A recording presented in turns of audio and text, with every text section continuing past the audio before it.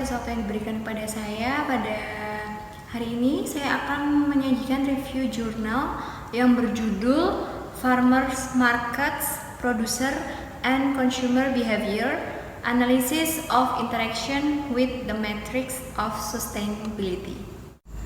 Sebelum masuk ke tujuan umum makalah, sedikit saya sampaikan bahwa farmer market ini telah menyebar ke seluruh daerah di Italia hanya dalam beberapa tahun, dan mereka ini memberikan penawaran peluang ekonomi dan sosial yang besar karena adanya kontak langsung antara produsen dan konsumen. Lalu petani juga bisa menerima manfaat ekonomi dari penjualan langsung tanpa perantara apapun. Jadi nggak ada tuh yang namanya pembebanan harga akhir produk seperti itu. Nah, kalau dari sisi konsumennya, konsumen bisa memiliki kesempatan untuk membeli secara langsung, tentunya bisa dapat harga yang murah dan konsumen bisa bertemu produsen tersebut secara langsung. Maka dari itu, dengan cara seperti ini, konsumen ini bisa menemukan kembali hubungan dengan produsen yang bisa dianggap sebagai jaminan kualitas tersebut. Selanjutnya, untuk tujuan umum makalah yaitu untuk mengevaluasi keberlanjutan farmer market di Italia dengan menganalisis karakteristik dan perilaku produsen dan konsumen. Lalu seperti yang kita lihat, meningkatnya perhatian terhadap keberlanjutan pangan oleh konsumen, terutama menyangkut rantai pasokan pendek dan khususnya farmer market yang merupakan ekspresi paling luas dari rantai pasok alternatif ini. Selanjutnya, penelitian ini berdasarkan hasil survei pada farmer market yang beroperasi di Italia. Penelitian ini dilakukan pada tahun 2010 dengan melibatkan 13 farmer markets di Italia. Di dalamnya terdapat 158 produsen dan 458 konsumen dengan menggunakan kuesioner yang terstruktur. Teman-teman bisa lihat pada lampiran 1. Selanjutnya, pertanian yang disurvei ini memiliki ukuran rata-rata 54 hektar dan spesialis dalam tanaman kultura dan kebun anggur. Selanjutnya, survei memakan waktu 1 hari untuk setiap pasarnya dan menggunakan kuesioner terlampir pada lampiran 1. Selanjutnya, data digunakan untuk mengevaluasi permintaan konsumen akan kesinambungan dengan farmer market dan indikator keberlanjutan di tingkat petani. Sampel yang digunakan ini non-probabilitas karena memilih respondennya dengan santai di antara pelanggan yang keluar dari pasar. Lalu untuk usia responden rata-rata 55 tahun dan distribusi gendernya lebih banyak ke perempuan dan berprofesi sebagai ibu rumah tangga. Nah, di sini sudah tersaji ada tabel yang pertama. Ini peneliti membagi menjadi 2 kelompok konsumen, yaitu yang pertama ini diwakili oleh regular to the market dan yang kedua ada non-regular to the market. Yang pertama itu regular to the market, artinya adalah konsumen yang menyatakan bahwa mereka pergi ke pasar itu kapanpun saat pasarnya terbuka. Lalu non-regular to the market ini konsumen melakukan kunjungan pada farmer market tersebut mingguan atau dalam beberapa kasus itu bahkan setiap hari.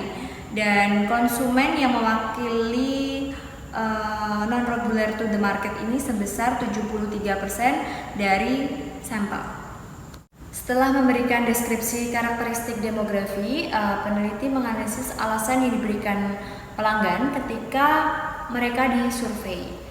Maka dapat ditarik benang merah yang mengarah pada permintaan umum untuk berkelanjutan, yaitu berkelanjutan pertanian yang menjual produk mereka di farmer market. Ini peneliti menggunakan indikator, di mana indikator yang dipilih ialah yang paling banyak digunakan dalam studi tentang keberlanjutan, yaitu berkaitan dengan dampak lingkungan, sosial, dan ekonomi mereka. Nah, lalu kita bisa melihat daftar indikatornya pada tabel 2, 3, dan 4. Karena sebagian besar variabel yang digunakan dinyatakan dalam istilah kualitatif, maka perlunya memberikan skor untuk mengubah menjadi skala nilai pada interval 0 dan 1, di mana 1 ini sesuai dengan karakteristik atau kinerja terkait keberlanjutan terbaik, dan nilai yang 0 itu berarti nilai yang terburuk, seperti itu. Subindikator yang dihitung kemudian dikelompokkan ke dalam 3 makro deskriptor, yaitu ada 3. Yang pertama indeks keberlanjutan lingkungan, disingkat ESI. Selanjutnya indeks keberlanjutan sosial, disingkat SSI. Dan ketiga indeks keberlanjutan ekonomi, disingkat CSI. Lalu metode yang digunakan untuk menghitung dan mengelompokkan subindikator membawa bidang variasi masing-masing dari 3 makro penjelas dalam interval 0 hingga 6. Nah, jumlah nilai deskriptor makro tunggal mengekspresikan Farm Sustainable Index yang memberikan evaluasi keseluruhan keberlanjutan pertanian dalam skala 0 hingga 18. Dengan menggunakan FSI, tambah klasifikasinya menurut 4 tingkat keberlanjutan, yaitu keberlanjutan holistik OS kisaran 16 hingga 18, High Sustainability HS kisaran 11 hingga 15, keberlanjutan menengah MS kisaran 6 hingga 10, dan keberlanjutan rendah itu LS kisaran 0 hingga 5. Pada tabel 5, dalam aspek demografis ini terdapat 2 kelompok konsumen, yaitu pengunjung pasar reguler dan non-reguler. Ini tidak berbeda secara signifikan. Tetapi satu-satunya perbedaan yang cukup besar yaitu kita bisa melihat bahwa jarak pengunjung pasar reguler ini dia jaraknya lebih dekat dengan farmer market, sehingga memungkinkan dan lebih cenderung bahwa mereka mengunjungi pasar marketnya itu lebih sering. Terlepas dari kesamaan substansial dalam profil demografis, kedua kelompok ini memiliki perbedaan yang sangat besar alasan untuk mengunjungi farmer markets, mencerminkan permintaan yang berbeda untuk berkelanjutan. Lalu apa sih 3 alasan dasar itu? Kita bisa melihat pada tabel 6, yaitu membeli produk lokal, masalah ekologis, dan kualitas produk. Selanjutnya ini pada gambar 1, mengunjungi farmer market secara teratur ini menghasilkan kecenderungan yang lebih besar untuk mengubah habit si konsumen tersebut. Nah, perubahan tersebut terutama menyangkut konsumsi buah dan sayuran, lalu produk-produk pertanian organik, dan pengaruh yang positif seperti itu pada konsumen, serta pada keberlanjutan global dari perilaku makan mereka. Akhirnya dengan mengacu pada masalah sosial keberlanjutan, penting untuk dicatat bahwa semakin besar konsumen reguler ketika mengunjungi farmer market ini menambah pengalaman sosial pada tindakan pembelian sekitar 80% dari orang-orang yang diwawancarai. Menyatakan bahwa mereka ini bertemu teman dan kenalan kadang-kadang bahkan sering, sementara ini hanya berlaku untuk 60% dari pengunjung pasar non-reguler.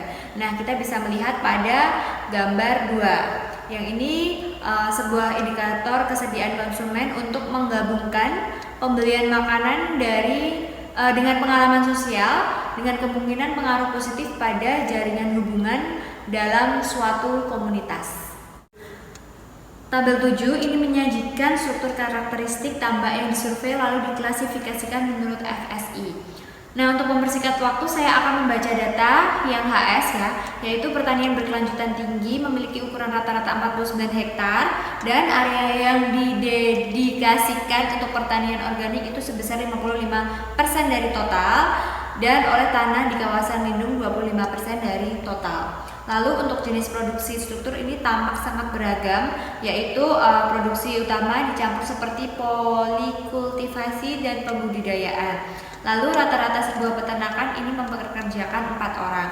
Nah, sampel yang terdiri dari 158 peternakan ini dibagi menggunakan analisis cluster yang memungkinkan peneliti mengidentifikasi tipologi pertanian yang berbeda sesuai dengan tingkat keberlanjutannya. Lalu analisis cluster adalah dilakukan dengan menggunakan 3 deskriptor makro dan indeks ukuran peternakan. Oke, selanjutnya analisis menunjukkan bahwa pembagian yang baik dari sampel ini menghasilkan 5 kelompok pertanian yang homogen, menjelaskan sekitar 57% dari total varian. Nah, di tabel 8 ini merangkum karakteristik 5 kelompok relatif terhadap variabel segmentasi peternakan di masing-masing kelompok, di mana analisis distribusi tipe tambak di berbagai farmer market pada tabel 9 ini menunjukkan situasi yang cukup beragam. Nah, selanjutnya fase terakhir ialah perbandingan antara hasil yang menyangkut permintaan akan keberlanjutan oleh konsumen dan tingkat keberlanjutan yang ditawarkan oleh produsen mengambil bagian dalam farmer market tersebut. Dalam mempromosikan farmer market sebagai rantai pasokan makanan yang berkelanjutan, pembuat kebijakan dapat memainkan peran penting nih dalam berbagai perspektif. Kebijakan di luar kontribusinya terhadap diseminasi budaya antara konsumen dan produsen harus mendukung difusi dari farmer market tersebut. Nah, upaya publik dengan sikap konsumen dan produsen yang lebih besar terhadap keberlanjutan dapat memperluas pasar rantai makanan pendek sehingga meningkatkan kemampuan sistem pangan dengan inovasi penyebaran dinamika berkelanjutan dalam sistem pangan. Jadi untuk kesimpulannya bahwa farmer market ini dapat mendukung penyebaran ekonomi yang lebih berkelanjutan. Namun tambak harus meningkatkan strategi bisnis untuk memenuhi permintaan berbagai konsumen. Ya, sekian penjelasan jurnal dari saya. Mohon maaf banyak kekurangannya. Terima kasih untuk perhatiannya dan untuk masukan bagi saya dipersilakan.